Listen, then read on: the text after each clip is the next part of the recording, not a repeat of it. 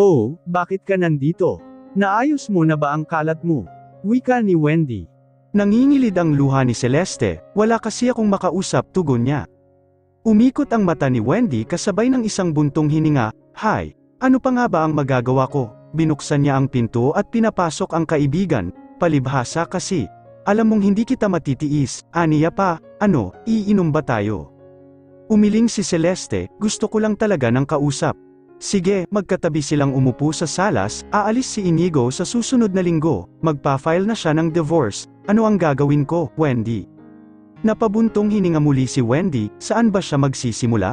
Celeste, sagutin mo ang mga tanong ko, okay, iyong mga isasagot mo, iyon ang makapagsasabi kung ano ang gagawin mo, sa wakas ay wika niya. Tumango si Celeste, masaya ka ba ngayon? Unang tanong ni Wendy. Siyempre, hindi obvious ba, naiinis na tugon ni Celeste. Of course, alam ko, I just had to ask you, wika naman ni Wendy, di ba hindi ka naman masaya na ayaw na sa iyo ni Inigo? Sa tingin mo ba, magiging masaya ka kapag hindi ka niya hiniwalayan, pero may mahal na siyang iba?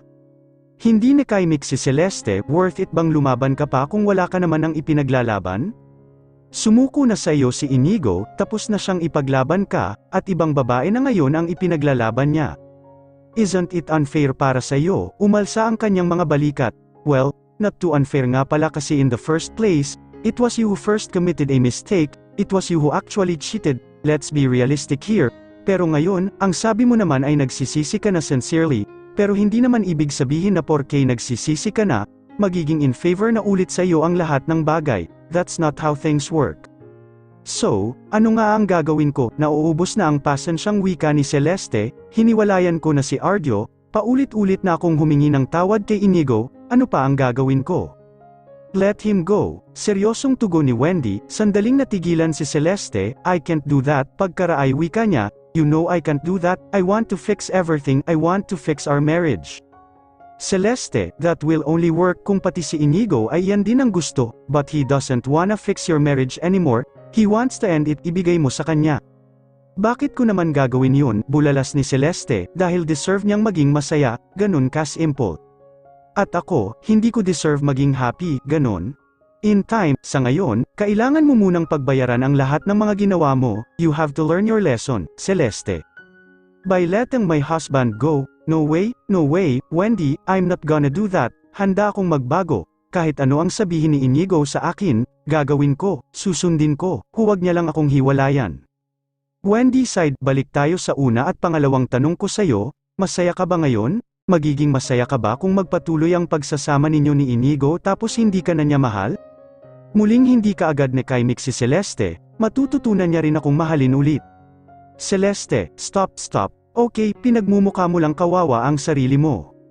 Maawa ka sa sarili mo para kang sardinas na pilit sumisiksik sa lata. Iniluluwa ka na ng lata, Celeste, ayaw na sa'yo ni Inigo, naramdaman na niya ang pagmamahal na matagal na panahon na niyang inasam mula sa'yo, there's no way nagugustuhin pa niyang bumalik sa'yo, kasalanan mo rin naman yun. Hindi natin masisisi si Inigo, Regina seems to be a nice girl, I can't blame her either, honestly, bagay sila, parehas silang mabait, bottom line is they deserve each other, hayaan mo na silang maging masaya sa isa't isa. Paano naman ako, bumagsak na ng tuluyan ang kanyang mga luha. You need time to rethink everything, Celeste, you need time to reset, focus on yourself, mag-isip ka kung ano ba talaga ang gusto mong mangyari sa buhay mo. Masyado kang nakakalito, alam mo, kung wala ka sanang kagagahang ginawa, hindi ko sana i-advise sa iyo na hayaan mo na si Inigo, pero sa ginawa mo, it's the best for everyone, let Inigo go, masakit, pero maniwala ka sa akin, it will give you peace of mind. After their conversation, wala sa sariling umalis si Celeste, ilang gabi siyang halos hindi makatulog, for the first time in her life, lumuhad siya at nagmakaawa para sa tulong ng Panginoon, perhaps, that's what she actually needed dahil pagkatapos nyon ay nakatulog siya ng mahimbing. Pwede ba tayong mag-usap, pakiusap ni Celeste kay Inigo, 2 oras niya itong hinintay. Naramdaman ni Inigo ang kapayapaan sa boses nito, kung tungkol pa rin sa divorce at sa pagtanggi mo, please, Celeste, I don't want any more argument, hindi na magbabago ang isip ko, whether you like it or not, aalis ako papuntang Canada, at ako na mismo ang aasikaso sa divorce natin, wika pa rin niya. Inigo, please, mag-usap tayo ng maayos please, pagmamakaawa ni Celeste. Bamantong hininga si Inigo at tumango. Umupo muna tayo, please, pakiusap pa ni Celeste. Sumunod naman si Inigo. Mahal mo ba talaga si Regina? Tanong niya. Tumango si Inigo, I love her. Ako, wala na ba? Wala ka na bang pagmamahal sa akin? Tinitigan siya ng mata-ama ng asawa. Habang tinitingnan kita ngayon, naaalala ko ang lahat ng mga pinagdaanan natin. Tugon ni Inigo, I remember how much I loved you. Of course, I loved you so much. I will keep loving our memories, but I can't keep loving you because I don't see ang future ko kasama ka. Mapait na napangiti si Celeste, kasabay noon ang pagbagsak ng kanyang mga luha. Pinahid niya yon kahit na alam niyang patuloy lang babagsak ang mga butil niyon. Oo, naalala ko kung gaano mo ako kamahal, sabi niya. Nakatitig siya sa mga mata niya. I'm sorry for everything. Oh, I'm sorry if I took. Kinuha ni Celeste ang mga kamay ng asawa at hinagkan ng mga iyon. Siya nakangiti habang tumutulo pa rin ang luha niya. I'm letting you go, now, Inigo. Umawang ang mga labi ni Inigo sa narinig. You heard me right, I'm letting you go. Binibigay na kita kay Regina, pinapaubaya na kita, sasama ako sa Canada para sa divorce natin. Pagbalik natin sa Pilipinas, malaya ka na ulit, malaya mo nang maipapakita ang pagmamahal mo kay Regina. Paano ka? Wika ni Inigo, tigmak na rin ng luha ang kanyang mga mata.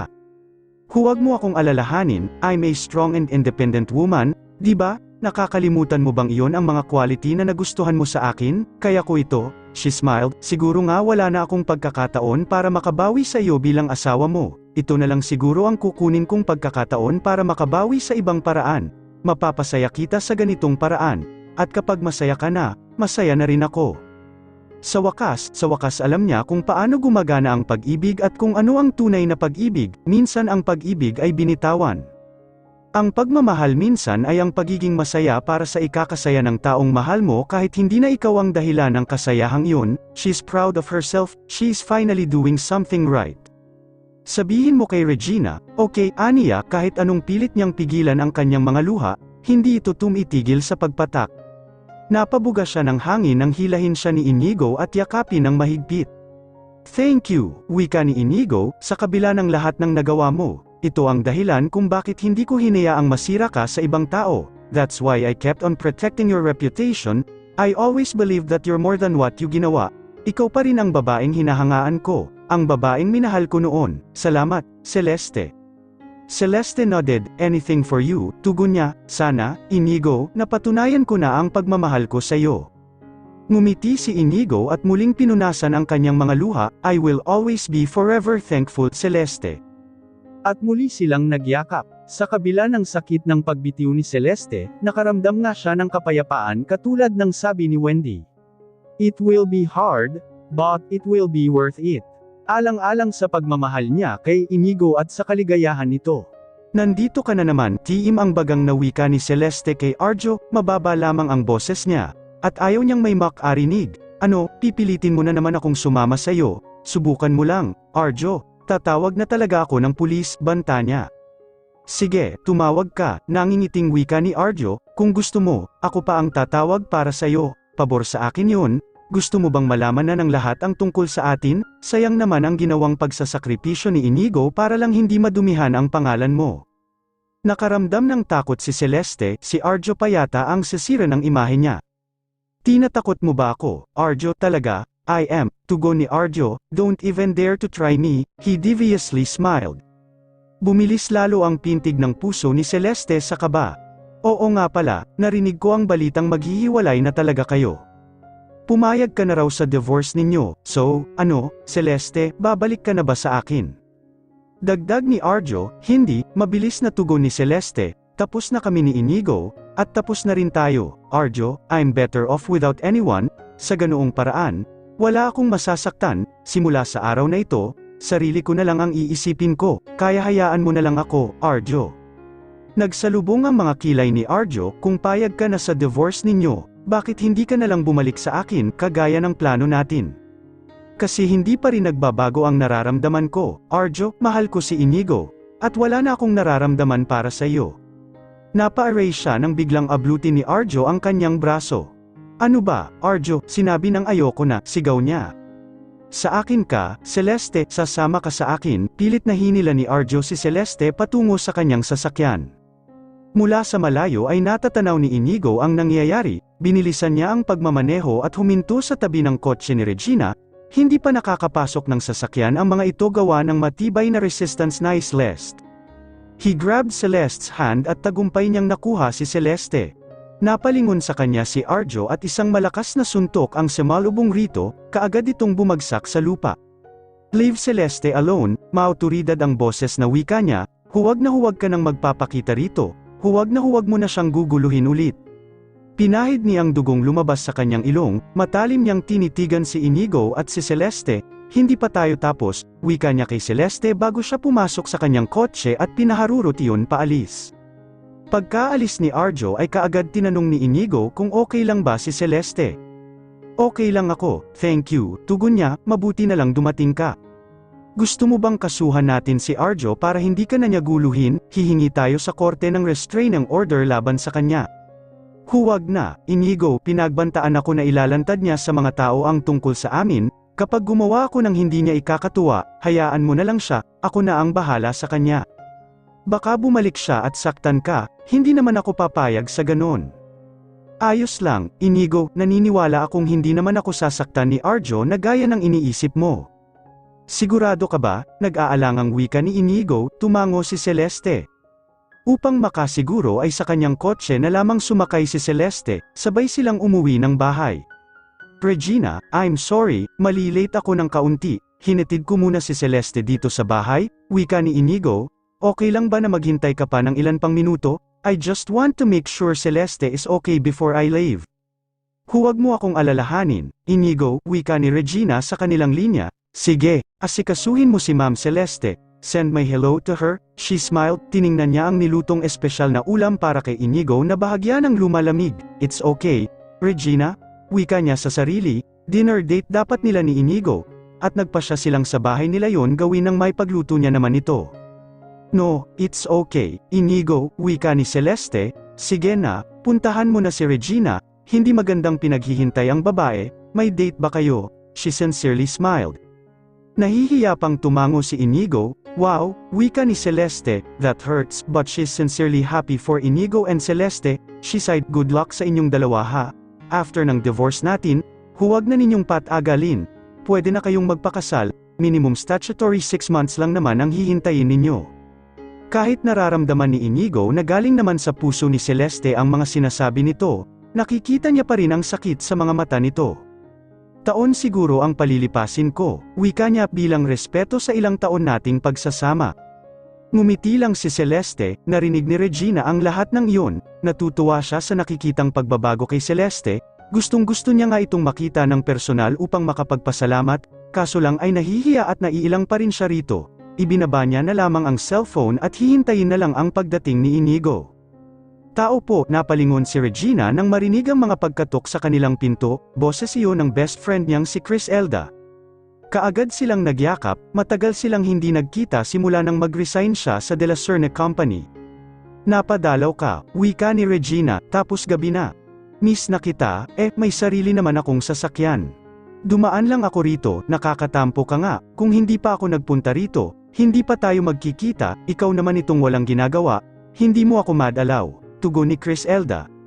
Busy pa rin ako, ang utak ko sa dami ng iniisip ko.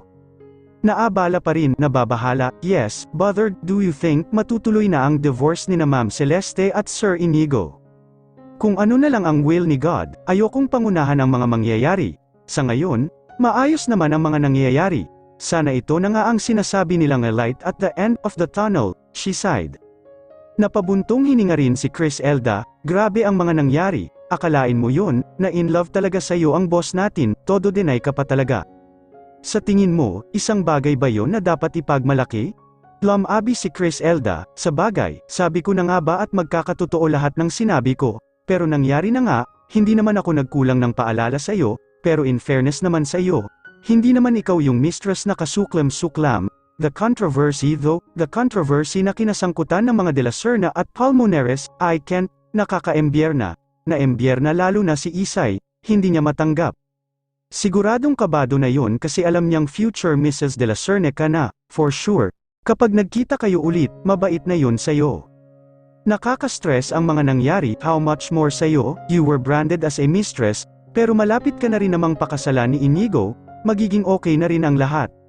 Sa totoo lang hindi ko naman hinihiling iyong kasal sa ngayon, ang gusto ko lang peace, pagkatapos ng lahat ng gulo, gusto ko ng matahimik. Of course, who doesn't want peace, wika ni Chris Elda, napasulyap siya sa lamesang may mga nakahandang pagkain, anong okasyon, aniya. Hinihintay ko si Inigo, ipinagluto ko lang siya, medyo na late lang siya ng kaunti kasi inihatid niya pa si Ma'am Celeste sa bahay nila, tugon ni Regina. Kumunat ang noo ni Chris Elda, kailangan pa ba yun? Akala ko ba okay na kay Ma'am Celeste, bakit parang nagpapabebe pa rin siya kay Sir Inigo? Nako, Regina, huwag kang magtiwala agad dyan kay Ma'am Celeste. Mamaya niyan may plano, nako, baka nagpapakabait lang yan para makuha ulit si Sir. Hindi naman siguro, mukha naman siyang sincere. Ginugulo kasi siya ni Regina, napahinto si Regina sa sasabihin ng mapagtantong walang ibang may alam tungkol kay Arjo, kundi siya, si Inigo, at Celeste. Ginugulo nino, kuryusong usisa ni Chris Elda, wala, wika ni Regina, ang mabuti pa, kumain ka muna, unahin mo na yung niluto ko, malamig na yan kapag dumating si Inigo, kumain ka habang may kaunting init pa. Kinuha niya ang kamay ng kaibigan at hinatak iyon patungo sa lamesa, alam niyang napukaw niya ang kuryosidad nito, ngunit kailangang mapigilan niya ang sariling huwag sabihin dito ang